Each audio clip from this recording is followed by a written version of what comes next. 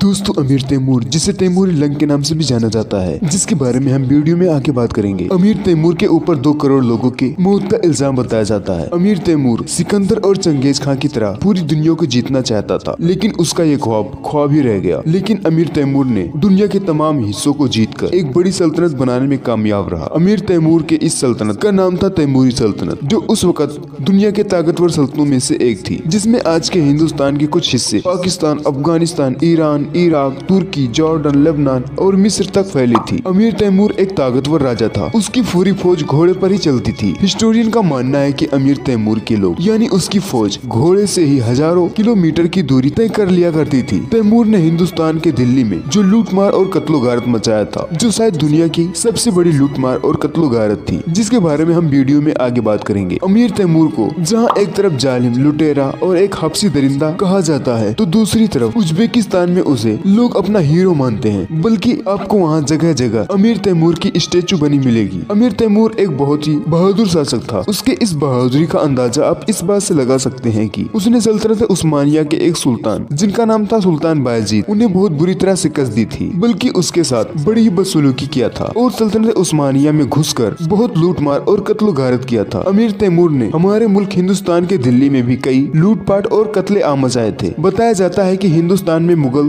सल्तनत की नींव रखने वाले ज़हीरुद्दीन मोहम्मद बाबर तैमूर के ही नस्ल के थे। अमीर तैमूर की पैदाइश 6 अप्रैल 1336 में ट्रॉक अक्सियन, जिसे शहर सब्ज के नाम से जाना जाता है, वहाँ हुआ। तैमूर के बापो अजदादों ने इस्लाम कबूल कर लिया था, इसलिए तैमूर भी कट्टरता से इस्लाम को फॉलो करता था। तैमूर बहुत ही जज्बाती और पूरी दुनिया को जीत रखने की सोच रखता था। 1369 में समरकंद के मंगोल शासक के मर जाने के बाद तैमूर समरकंद की गद्दी पर बैठा। हिस्टोरियन का मानना है कि तैमूर के शुरुआती दौर बड़े ही कठिनाइयों से भरे थे। उसकी फैमिली बहुत गरीब थी। वहीं सीरियाई इतिहासकार इब्ने अरब शाह का कहना है कि तैमूर अपने बचपन के दिनों में एक चरवाहा था। वह भेड़ बकरियां भाड़े पर चराता था, लेकिन खुदा ने उसे एक अच्छी पर्सनालिटी से नवाजा था। उसका लंबा शरीर, चौड़ी छाती और ऊंची कदकाठी का था। उसे तैमूर लंग के नाम से भी बुलाया जाता है। लंग, जिसका मतलब होता है विकलांग या लंगड़ा। कहा जाता है कि तैमूर अपने बचपन के दिनों में ग्रुप के साथ मिलकर छापा मारा करता था, जैसे भेड़ बकरियां, घोड़े और मवेशी को चुराया करता था। बताया जाता है कि तैमूर ने एक चरवाहे के एक भेड़ को चुराने की कोशिश की थी, लेकिन 2 तीर से मारा गया था, जिसके दाहिने पैर में लग जाने की वजह से वह जिंदगी भर के लिए विकलांग हो गया। वहीं इसके बारे में कुछ इतिहासकारों का मानना है कि एक जंग में तैमूर का पैर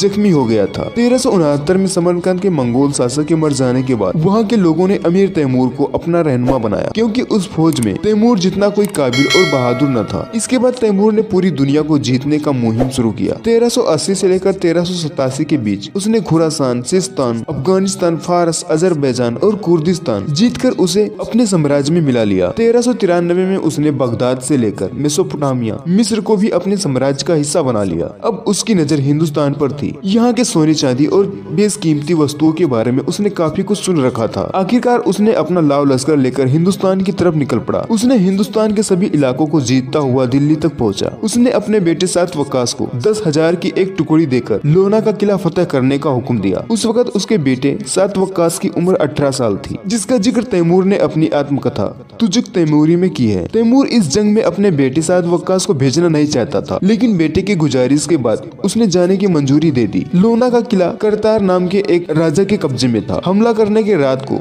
सात वक्कास के 2 सैनिक को करतार के सैनिकों ने पकड़ लिया और उनसे पूरा मालूमात हासिल करने के बाद करतार ने सात वक्कास की छावनी पर रात के वक्त जब सभी सैनिक सो रहे थे तब हमला बोल दिया, जिसमें तैमूर के बेटे सात वक्कास को बंदी बना लिया गया और करतार ने बड़ी ही बेरहमी से सात वक्कास के कलेजे को निकालकर उसके जिस्म में भूसा भरकर किले के मीनार के बाहर लटका दिया। हालांकि करतार को शायद यह मालूम नहीं था कि यह हिमाकत उसने किसके साथ की है। खबर सुनने के बाद अमीर तैमूर पूरी तरह से पागल हो गया और अमीर तैमूर और करतार के बीच एक जंग हुई, जिसमें तैमूर ने करतार के पीठ पर अपने कुल्हाड़े से एक जोरदार वार किया, जिससे करतार के रीढ़ की हड्डी टूट गई और वह जमीन पर रेंगने लगा। उसके बाद किले को अपने कब्जे में करने के बाद उसका गुस्सा अब भी नहीं थमा और उसने दिल्ली पर धावा बोल खोल दिया। उस वक्त दिल्ली पर तुगलक वंश कायम थी, जिसका बादशाह था नसीरुद्दीन तुगलक। यहाँ तैमूर 15 दिन तक रुका, लेकिन इन 15 दिनों में उसने इतना कत्लेआम मचाया कि दिल्ली की दीवारें उसके दहशत से कांप उठी। दिल्ली में जो कत्लेआम मचाया था वो इतिहास की सबसे बड़ी कत्लेआमों में से एक थी। उसने लाखों लोगों को बंदी बनाकर और कई लोगों को मारकर उनकी खोपड़ियों के मीनार खड़ा कर दिए। हालांकि कहा जाता है कि उसने कत्लेआम मचाने से पहले सभी बूढ़े बुजुर्ग,